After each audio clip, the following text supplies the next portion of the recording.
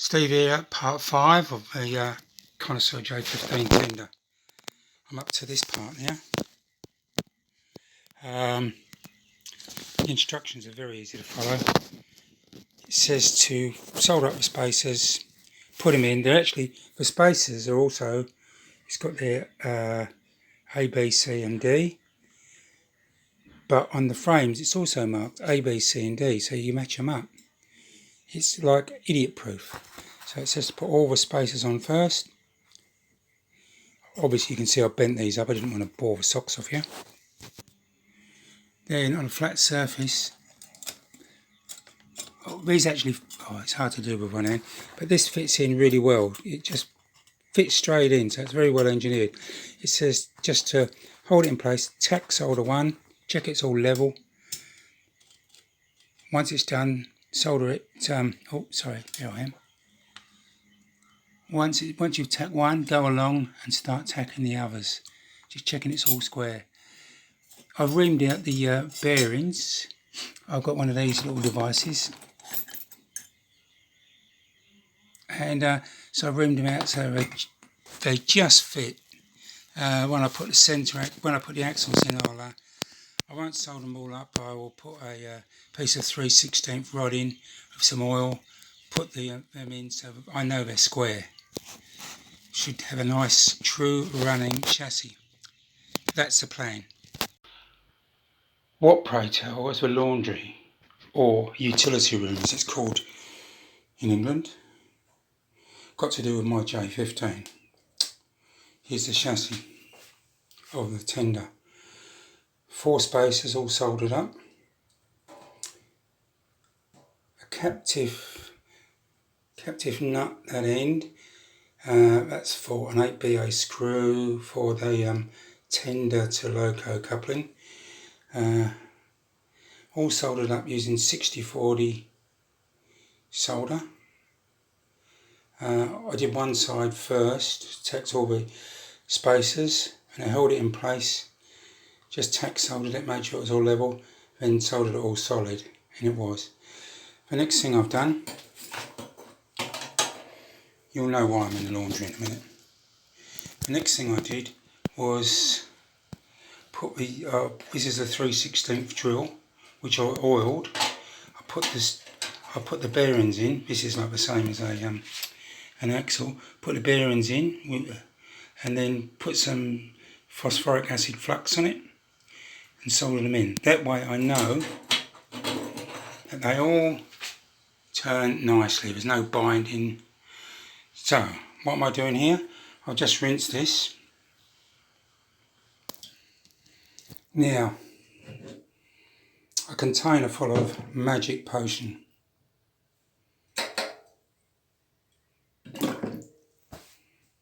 What is it, you wonder? Bicarbonate of soda. Why I use this?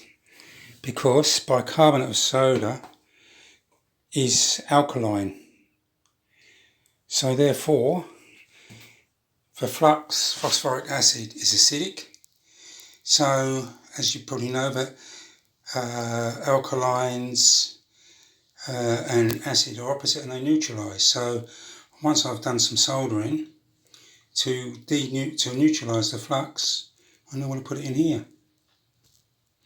In a minute I'm going to dry this, put the axles on and test it to make sure that it goes around the curves of my layout, that I've got enough packing washers in place. Here's the Connoisseur J15 tender so far. I've got the basic chassis built. It's attached to each end by 6B8 bolts and captive nuts. 6BA. At the end, at this end here, that's an 8BA bolt and a captive nut. That is for the coupling, the tender loco coupling.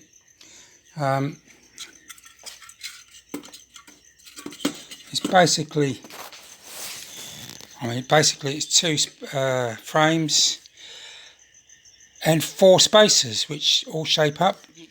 What I really like about them too is idiot proof, because on the inside of the frames it's marked A, B, C, D, A, B, C, D, and guess what? The spacers are marked A, B, C, D. Jim will tell you himself he's a simple man and he does things simply. And often simple things are the best, and with his kits that's no exception. They're just beautiful to build.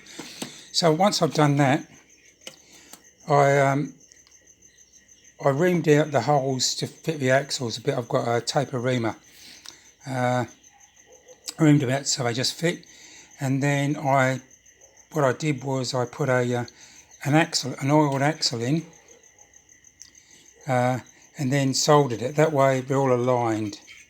They're not sort of a bit skew with, which sometimes can happen, so that's good.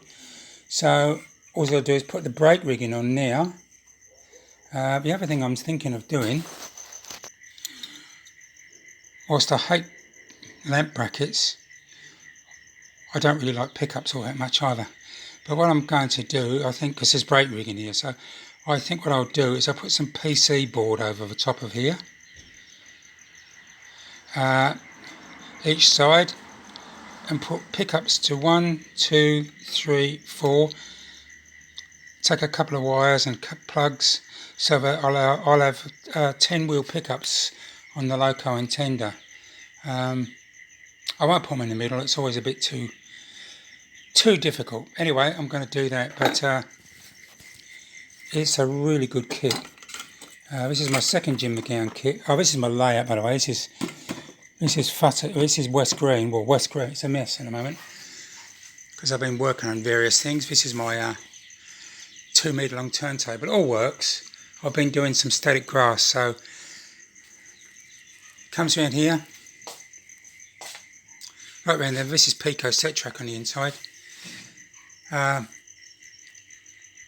a Meteor L1, an LC cut shed. Comes around here to Futtock's End, or as Mr. Manavanani Sivara Subramaniam calls it, Futtock's End. But anyway, enough of that. Well, this is my first Connoisseur kit. This is J15. A doddle to build. I'm running an ABC Maxon mini box in it. Sensational runner, lovely.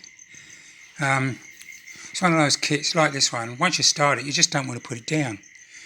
Unlike some kits I've built, when you pick them up, you wish you'd never picked it up, and you put it in the cupboard and think, go away, go away. Anyway, I'll be back with more. Yeah, so far, so good.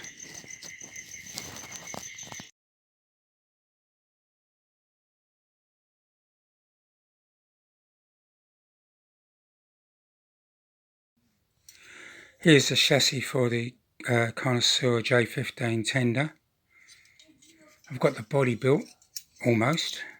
I've just got to put a few white metal castings on now, and that's it. This is the chassis. It went together very well.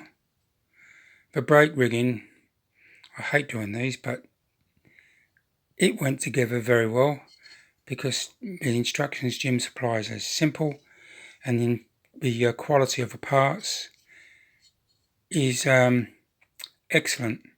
If it looks rough, it's not because of Jim, it's because I'm just not that good at stuff. I'm okay, but I'm not a consummate professional, whatever they are. But what I've done, I want to put pickups on the tender, and I was trying to work out how I can do it. It's always a bit of a pain. I made these up. This is some double-sided PCB. I got this with a C&L point kit, and I've got some strip, some thin brass off an edge. So I've bent this up. I've bent it like a horseshoe. I've tinned it all. I've even tinned the top, and I tinned underneath there, and I've soldered this to that. It's only quite thin, I think, and I'm going to put these over the middle, each side. I'm going to put them on in a minute, but what I will do, because I'm going to paint this soon, I think what I will do is I'll put some masking tape on it, so that when I do paint it, I won't have to, the masking tape's on, and then I can pull it off, and I've exposed the pre-tinned strip, which will make putting the pickups up and the pickup wire. Got to work out get a little plug connector to go to the tender. I'm sure if I go to an electronics store or computer store, I'll get one of those.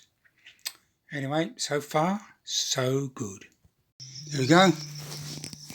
One J15 tender complete.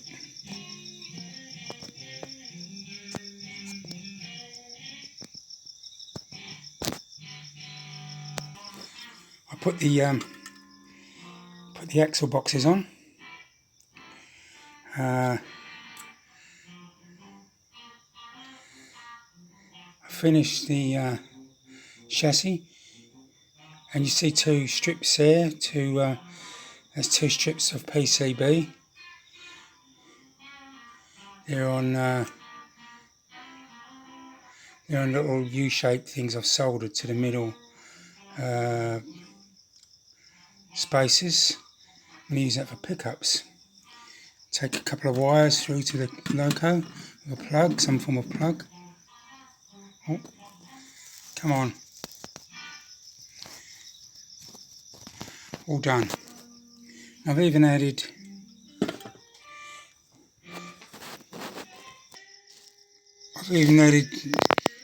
two U-shaped or D-shaped handles at each side of the filler, one there and one there. Apparently there was a strainer inside, almost like, as Jim McGowan told me the other day, I didn't know what they were for. He said it was like he says, you remember the old chip pans? I said, yeah, Jim, I do. I like chips. Still got one. And apparently it got all the gunk and leaves and crap which might be in a water tank. So there we go. What I've got to do now, clean it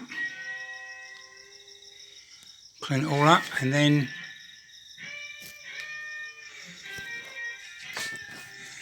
all I've got to do is clean up, and I'll get some primer on it. But my next video after this is the actual loco. I'm going to start that now. I started this last Thursday, so it's taken me a week to build this. Yeah. Thanks for watching. I'll be back.